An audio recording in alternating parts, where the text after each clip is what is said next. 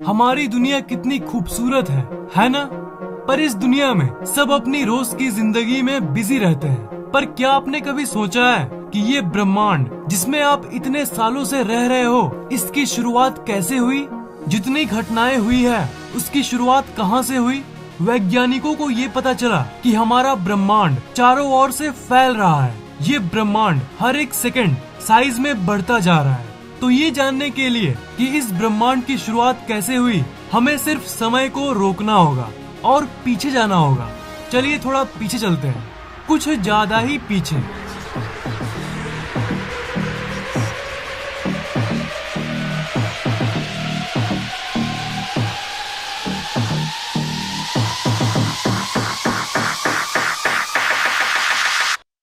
आज से करीब 13.8 अरब साल पहले ये है हमारा अनंत ब्रह्मांड। सब कुछ इस परमाणु से भी छोटे से गोले के अंदर समाया हुआ है। इस ब्रह्मांड में जो भी होने वाला है, इस ब्रह्मांड में जो भी घटना घटने वाली है, सब इसमें मौजूद है।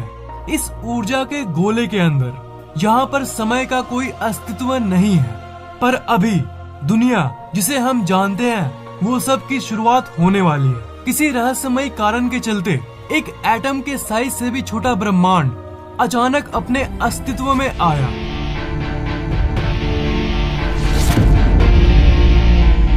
एक सेकंड के करोड़वें हिस्से के अंदर ये ब्रह्मांड अपने अस्तित्व में फैल गया और इसे ही हम कहते हैं द बिग बैंग। इस समय आप जो ब्लास्ट होते हुए देख पा रहे हो, ये सब ऊर्जा है, प्योर एनर्जी। ये ऊर्जा पूरी तरह से फैल गई और इसी समय स्पेस का जन्म हुआ और साथ ही साथ समय अपने अस्तित्व में आया। ये शुद्ध ऊर्जा यानी एनर्जी करोड़ों साल तक फैलती रही और ये ऊर्जा इतने सालों में धीरे धीरे ठंडी होने लगी और इसी ऊर्जा के चलते मैटर का फॉर्मेशन हुआ, अरबों छोटे छोटे सब एटॉमिक पार्टिकल्स के रूप में, जिसे हम एटम कहते हैं। क्वार्क्स, इलेक्ट्रॉन्स, प्रोटॉन्स, न्यूट्रॉन्स, इन सब चीजों का फॉर्मेशन हुआ। असल में दो प्रकार की चीजें बनी थी। आधी थी मैटर, मतलब वो परमाणु और बाकी चीजें जिससे ये दुनिया बनी है, जिससे आप बने हो। और दूसरा ग्रुप था एंटी मैटर, जो मैटर का ऑपोजिट है। और क्योंकि एंटी मैटर मैटर का विपरीत है, इसलिए जब वो आपस में मिलते हैं तब वो एक दूसरे को खत्म कर देते थे। पर फॉर्चुनेटली मैटर एंटी मैटर से थोड़ा ज्यादा था। सब खत्म होने के बाद एक मैटर का गोला बच गया था और उसके विपरीत और कुछ नहीं था जो उसे खत्म कर सके। इसलिए उसका विस्फोट हो गया, जो कि हम लोगों के लिए बहुत लकी था, क्योंकि इसी एक गोले से अब पूरी दुनिया बनने वाली है। इसी एक मैटर के गोले के चलते तारों और ग्रहों वाला ब्रह्मांड अस्तित्व में आया। शुरू की बिग बैंग के चलते ये ब्रह्मांड अस्तित्व में आया और मैटर के गोले के इस विस्फोट के चलते ब्रह्मांड की अंदर की चीजें अस्तित्व में आई। उस गोले के ब्लास्ट होने के बाद सब कुछ ठंडा हुआ और आखिर में जाकर सब कुछ बनना शुरू हो गया। धूल जैसे दिखने वाले इस ब्रह्मांड में एक फोर्स अपना काम करने लगा। उस फोर्स के चलते हर एक एटम आपस में जुड़ने लगे, एक दूसरे की तरफ आकर्षित होने लगे। और ये फोर्स कोई और फोर्स नहीं, ये है फोर्स ऑफ ग्रेविटी यानी गुरुत्वाकर्षण बल। शुरुआत में इस ब्रह्मांड में ज्यादातर हाइड्रोजन के एटम्स एग्जिस्ट करते थे। गुरुत्वाकर्षण बल जगह जगह उस हाइड्रोजन के परमाणु को आपस में कॉम्प्रेस करने लगा। जिस जगह हाइड्रोजन के परमाणु गुरुत्वाकर्षण बल के चलते सामने आते थे, उस जगह का तापमान लाखों डिग्रीज तक पहुंच जाता था। कॉम्प्रेस होते होते जब एक जगह की टेम्परेचर 1 करोड़ डिग्रीज तक पहुंच गई, तब एक प्रक्रिया शुरू हो गई जिसे न्यूक्लियर फ्यूजन कहते हैं। उससे बहुत ही ज्यादा एनर्जी निकली और उसी समय कुछ ऐसा दृश्य हुआ। इस ब्रह्मांड का पहला तारा अस्तित्व में आया।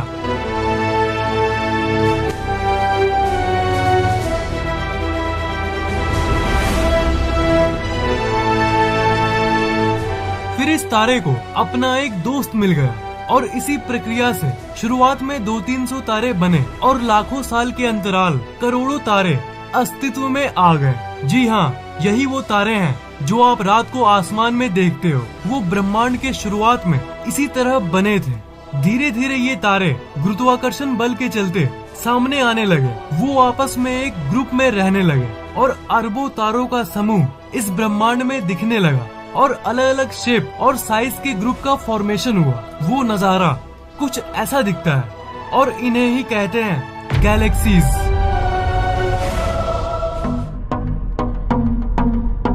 इसी तरह लाखों, करोड़ों और अरबों गैलेक्सीज यानी आकाश गंगाओं का जन्म हुआ और इन्हीं गैलेक्सीज के समुद्र में कहीं बीच में एक ऐसी गैलेक्सी बनी और इस गैलेक्सी का नाम है द मिल्की वे, यानी वो गैलेक्सी जिसमें हम और आप मौजूद हैं। इस गैलेक्सी के अंदर खरबों तारे मौजूद थे, पर कुछ डस्ट अभी भी बचा हुआ था जो कि स्पेस में तैर रहा था।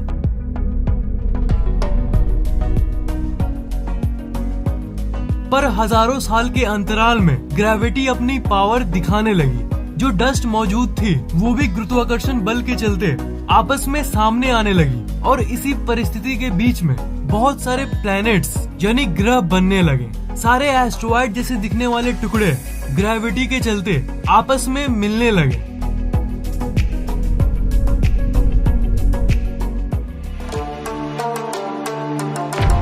और इन्हीं ग्रहों के बनने के दौरान एक रॉकी प्लैनेट भी बनने लगा, यानी ऐसा ग्रह जिसका सतह सॉलिड था और किसे पता था कि इसका नाम होने वाला है अर्थ यानी धरती, जिसमें आपका और मेरा जन्म होने वाला है। सॉलिड टुकड़े आपस में जुड़ के प्लैनेट तो बन गए, पर जो बचे खुचे प्योर हाइड्रोजन के एटम्स थे वो भी आपस में मिलने लगे। और जैसा कि मैंने तारे के निर्माण के बारे में बताया था, बिल्कुल वही घटना यहाँ भी हुई। कुछ बचे हुए हाइड्रोजन के एटम से एक छोटा सा तारा बनने लगा। सारे हाइड्रोजन आपस में करीब आने लगे और इतनी टेम्परेचर बढ़ गई कि न्यूक्लियर फ्यूजन की शुरुआत हो गई। एक नया तारा जिसका नाम है सूरज, उसका जन्म हो गया।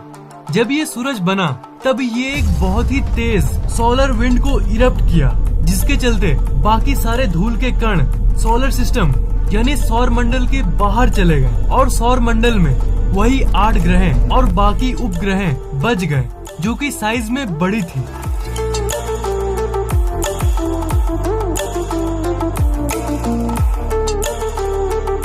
और सौर मंडल वैसा दिखने लगा जैसा वो अभी दिखता है।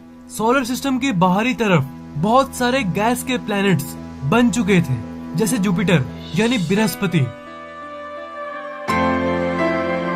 सैटर्न यानी शनि ग्रह, यूरेनस यानी अरुण ग्रह और नेपच्यून यानी वरुण ग्रह। और सोलर सिस्टम के अंदर के तरफ इन रॉकी प्लैनेट्स का जन्म हो गया था, यानी ठोस सतह वाले ग्रह जैसे मर्क्यूरी यानी बुध ग्रह, वीनस यानी शुक्र ग्रह, मार्स यानी मंगल ग्रह और आखिर में हमारी प्यारी सी धरती।